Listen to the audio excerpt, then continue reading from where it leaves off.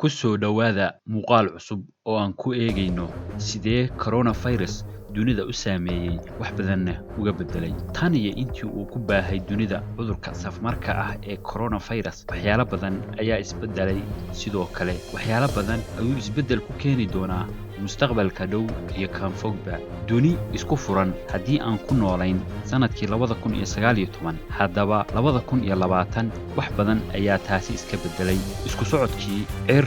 bad iyo dhul ayaa hakad galay. Wadamo badan waxay xirteen xuduudahoodii. Balaayiin dad ah oo dunida daafaheeda ku kala nool waxay noqdeen kuwa ku xiran guryahooda. Aeroboortyo badan oo camirnaan jiray malaayiin dadan ku kala gooshi jireen sanad walba waxay noqdeen kuwa faaruq ah oo aysan jirin cid ka safraysa, loogana tegay diyaarado badan oo safan gegigii ama dhabbihii ay ku ordi jireen kolka ay duulayaan. Suuqyo badan oo ay ka buuxi jireen ganacsato iyo iibsato waxay noqdeen kuwa albaabadu xiran yihiin. Goobaha waxbarashada oo iyaguna ahaa meelaha ugu badan ee la isugu yimaado ayaa albaabada loo laabay. Waxaa sakaalay tiknoolajiyadda la gaaray oo waxaa caawiyey qaababka fogaan aragga. Waxaa la xiray dhammaan goobihii cibaadada wadamo badan oo dunida ku yaal. Caasimadda badan oo dalxiisayaal iyo dadkii horey ugu noolaa jidadkooda buuxin jireen ayaa noqday kuwa dabayshu warqadaha babbinayso,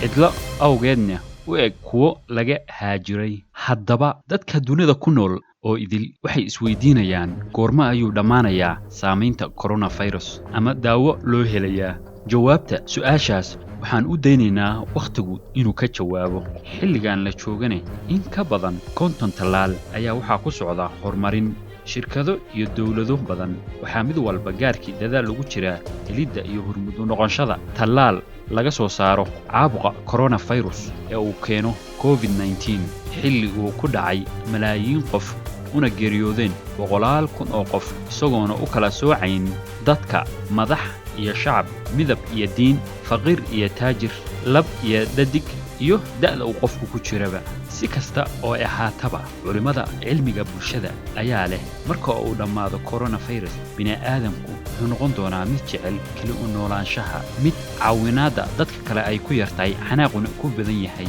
ama mid ku dadaala isdhexgalka, wada noolaanshaha iyo iscaawinta. Culimada dhaqaalaha ayaa iyaguna leh dadku waxay is-su'aali doonaan maxay caawimaad u fidin waayeen shirkado badan oo deegaanadooda ka samayn jiray malaayiin faa'iido ah, xilli wax kasta looga baahi badnaa qalabka neefsashada iyo kuwa sanka lagu xirto si looga hortago faafitaanka cudurka. Dad badan oo noolaa xilligan safmarka coronavirus iyo ka hor waxay isweydiin doonaan maxaa lacagta ugu badan loo siiyaa kuwa kubadda ciyaara, aktarada filimaanta jila iyo siyaasiyiinta ku ciyaara maskaxda dadka. Miyaysan mudnayn kuwa ka shaqeeya bahda caafimaadka in si ka badan sida hadda wax loo siiyo, maadaama ay noqdeen halyeeyo safka hore ka galay dagaalka cudurkan safmareenka lagula jiro, qayb badan oo ka midane naftooda ku waayeen. Intaasoo dhan kadib waxaa isweydiin mudan sidee ayuu safmarka coronavirus u beddeli doonaa dunida aan joogno? Cudurrada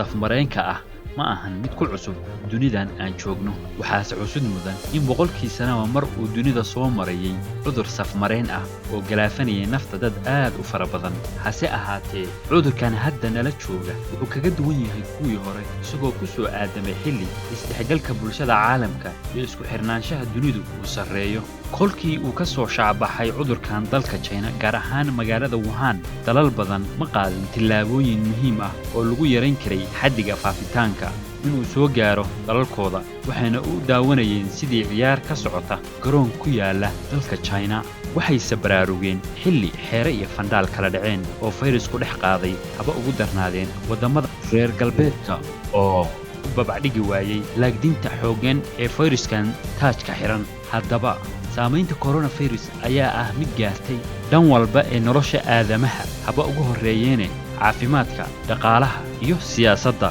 Caafimaad ahaan, coronavirus waxa uu saameeyey dhammaan dadka dunida oo dhan, isagoo gaaray dal walba, ha ahaada mid horumarsan ama mid soo korayee. malaayiin dad ah oo soo ritay iyo boqolaal kun oo u geeriyooday ayaa buux dhaafiyay qaybo ka mid ah isbitaalada dunida wuxuuna noqday imtixaan ay marayaan howlwadeennada iyo hannaanka caafimaad ee dal walba inkastoo aan daawo loo hayn hase ahaatee waxaa la isku dhaafay ayaa noqday dalba intuu dalka kale in ka badan haysto mashiinada neefta iyo qalabka sanka iyo afka lagu daboolo sidoo kale qaadidda tillaabooyin lagu xakamaynayo faafidiisa sida in la yareeyo dhaqdhaqaaqa iyo isdhexgalka bulshada dhaqaale ahaan wuxuu horseeday fayruskan safmarka ah oo sudhac dhaqaale oo xooggan kaasi oo taabtay dhammaan waddamada waxaa la xiray warshado badan oo dunida daafaheeda ku kala yaal waxaana oo sudhac weyn ku yimid wax soo saarkii alaabihii waddamada u kala gooshi jiray iyo iibsigii taasi oo culays dhaqaale ku keentay balaayiin dada oo xoogsata ahaa badina ku nool waddamada soo koraya xiritaanka warshadaha waxaa ka faa'iiday meelaheenna dhulka oo waxaa hoos u dhacay heerka kaarboonkii ku bixi jiray hawada kaasi oo ka qayb qaadan jiray sare u kaca heerkulka cimilada adduunka dhanka siyaasadda dowlado badan oo waayo badan oo siyaasado adag la soo maray midaysnaa ayuu kala daadshay safmarka coronavirus tusaale xaalka yurub talyaaniga kolkii uu fayrasku sida ba'an u saameeyey gaashaanbuurtiisii reer yurub uma soo gurman waxayna isku daayeen talyaaniga iyo corona waxay kala helaan sidoo kale xaalku uma sahlanayn Spain iyo Faransiis oo imtixaankii dal walba gaarkiis ayuu u maray Germany oo ka mid ah dalalka adduunka ugu hannaanka caafimaadka iyo dhaqaale wanaagsan si sahlan ayuu uga baasay safmarkan caalamiga ah hase ahaatee xaalku ma noqon sidii gacanta ugu fidshay waddamada kale ee Yurub xilligii hoos u dhaca dhaqaale ee daran soo wajahay waddamada Yurub sanadkii 2008 ku mashquulidda dal walba la tacaalidda xaaladda safmarkan iyo maqnaanshaha iskaashi heer gobol ee iscaawin la'aan dowlado badan oo xulafo ahaa waxay fursad ay ka faa'iidaystaan u noqotay dalal kale oo kaalmada xilligan safmarka waxay qortay sadarro cusub oo diblomaasiyadeed China oo lagu eedeeyay inaysan xanuunkan warcad iyo digniin ka siin dunida inteeda kale waxay gurmad u fidisay waddamo badan kuwaasoo xulufadoodii